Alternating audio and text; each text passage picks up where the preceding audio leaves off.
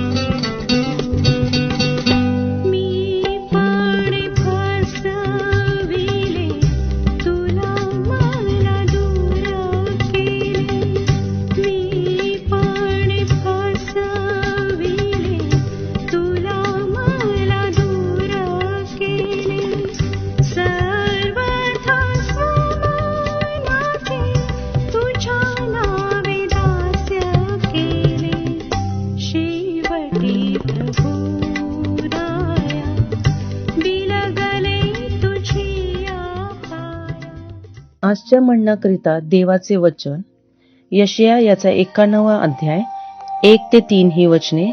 यशया 51 1 ते 3 ही वचने. तुम्ही जे धार्मिकतेस अनुसरणारे, परमेश्वरास शरण जाणारे, ते माझे ऐका.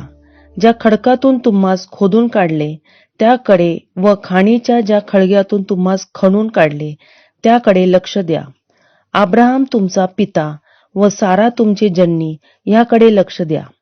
तो एकटा होता तेव्हा त्याला मी बोलावले व त्याला आशीर्वाद देऊन त्या एकाचे पुष्कळ केले. पहा, परमेश्वराने सियोनाचे सांत्वन केले, त्याच्या सर्व ओसाड स्थळांचे सांत्वन केले आहे. त्याचे रान एदेनासारखे केले, त्याचा निर्जल प्रदेश परमेश्वराच्या बागेसारखा केला. आनंद व उल्हास, उपकार स्मरण, गायन वादनाचा ध्वनी त्याचमध्ये होत आहे.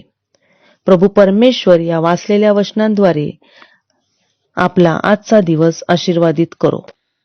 प्रिय प्रभूच्या नावाला धन्यवाद असो की आजची सुंदर वेळ प्रिय देवानी तुम्हा व माझ्या जीवनात जोडली. आजचे वाचलेले शास्त्र भाग यशया त्याच्या 51 अध्याय 1 ते 5 वचन. या वचनामध्ये आपल्याला बघायला मिळते, तुम्ही जे धार्मिकतेस अनुसरणारे, परमेश्वरास शरण जाणारे, ते माझे ऐका. खडकातून तुम्हास खोदून काढिले त्याकडे व खाणीच्या त्या खडकातून तुम्हाला खणून काढले त्याकडे लक्ष द्या. परमेश्वर या ठिकाणी आपण सर्वांना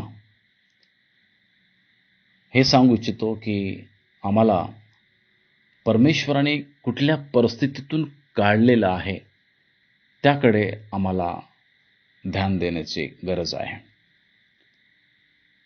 आपल्याला कित्येकदा शिकायला मिळते की आम्ही एक गवाहीचं जीवन जगलं पाहिजे किंवा देवाने केलेल्या त्या उपकारांना आपण सदैव स्मरण ठेवणे खूप गरजेचं आहे. या ठिकाणी परमेश्वर सांगतोय की तुम्ही देवाने कशा प्रकारे तुम्हाला त्यातून खिचून काढलेलं आहे, त्यातून तुम्हाला बाहेर काढलेलं आहे, हे न विसरता सदा परमेश्वराकडे लक्ष देऊन जगणे याविषयी या वचनात आपल्याला सांगतो आहे. आणि या ठिकाणी आपल्याला उदाहरणार्थ समजवण्यासाठी, या विषयाला समजवण्यासाठी देव सांगतो आहे की कशा प्रकारे अब्राहमाला, जो एकटा होता, व सारेला परमेश्वराने कशा प्रकारे बहुगुणित केलं, त्यांना वाढवलं. त्याचप्रकारे या ठिकाणी सिहोनाचं परमेश्वर उदाहरण देतो की त्या सिहोनाची कशी परमेश्वराने सांत्वना केली. सर्व ओसाड स्थळांना त्याने कशा प्रकारे बसवलं. त्याचप्रकारे रानाला यर्दनासारखं त्याने केलेलं आहे. त्याचप्रकारे लिहिलेलं आहे निर्जन प्रदेश परमेश्वराच्या बागेसारखं परमेश्वराने केलेलं आहे. आणि त्या ठिकाणी गायन स्वर आम्हाला ऐकू येत आहे. असं हर्षाचं स्थान त्या परमेश्वराने त्या ओसाड स्थानाला बनवलेलं आहे. माझे प्रणव, आमचं जीवन देखील अशाच ओसाड स्थानासारखं होतं.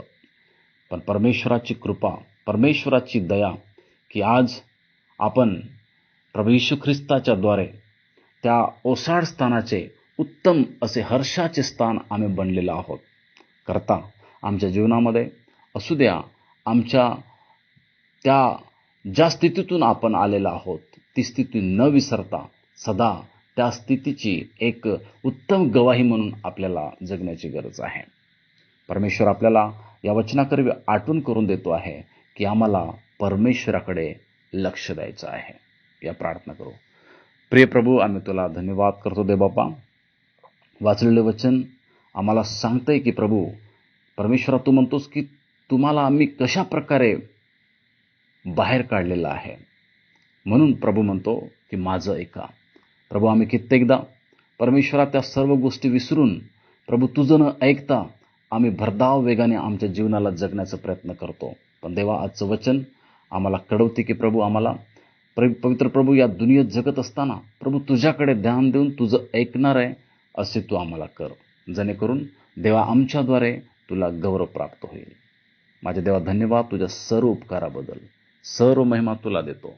ख्रिस्त येशूच्या नावात प्रार्थना करतोय, म्हणून तो ऐक. आमेन.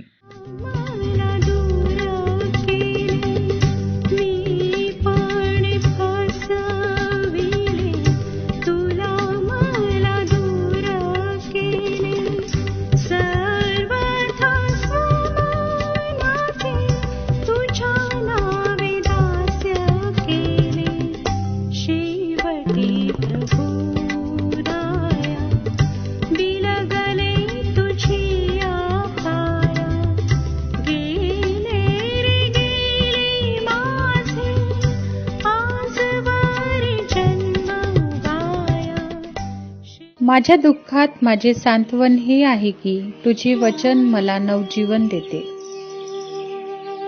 आमचा टोल फ्री नंबर 1800-2700-333. आम्ही आपणासाठी या नंबरवर प्रार्थना करण्यास उपलब्ध आहोत. धन्यवाद.